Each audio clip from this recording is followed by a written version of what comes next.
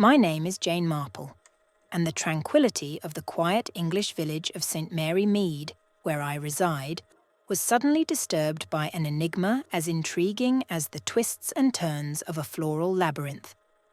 Mrs. Vivian Hastings, a respectable woman known for her skill in gardening and her meticulous daily routine, had disappeared without a trace. The news of the mysterious disappearance reached my ears through Mrs. Hubbard, my lifelong neighbour, who could not contain her unease as we shared tea. I decided to approach the case with the discretion and cunning that characterise me, convinced that behind the peaceful facades of the Victorian houses and the carefully tended gardens, a dark secret was hidden. I embarked on the task of searching for suspects among the inhabitants of St. Mary Mead. My inquiries took me from door to door, probing for any connection with Mrs. Vivian Hastings and her peculiar garden.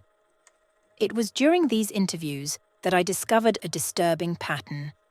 Several individuals had experienced inexplicable memory losses or, in more extreme cases, had disappeared completely after visiting Mrs. Hastings' garden. Among the suspects were those who, unknowingly, had become victims of Mrs. Hastings's floral experiments. Among them, an elderly merchant who had completely forgotten the purpose of his visit to the garden, and a young woman who never returned after making a delivery for Mrs. Hastings.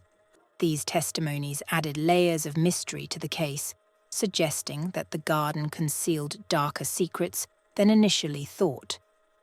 With each revelation, the enigma became more complex, and the connections between the disappearances and memory losses in St. Mary Mead suggested an unsuspected scope of Mrs. Hastings's floral experiment. My analytical mind worked tirelessly to unravel the fabric of this floral puzzle, and as the network of victims expanded, the truth was revealed with a bitter and bewildering scent. The inquiries led me to discover that Mrs. Hastings not only cultivated flowers in her garden, but also carried out unique experiments. In her study, I found meticulous notes about her attempts to create a plant with the ability to induce amnesia through its distinctive aroma.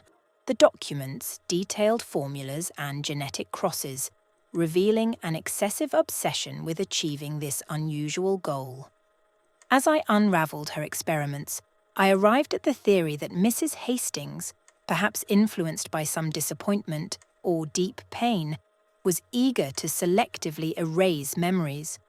I imagined that her motivation was rooted in a desperate search to forget some traumatic or painful experience from her past, and that, in her endeavour, she had become her own guinea pig. The day I solved the case, I met with Mrs. Hubbard.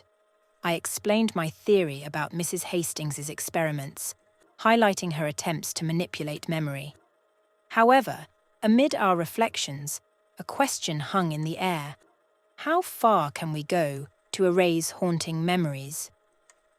Mrs. Hubbard looked thoughtfully towards the garden, and in the shared silence, the mystery persisted like a shadow in the peaceful village of St. Mary Mead.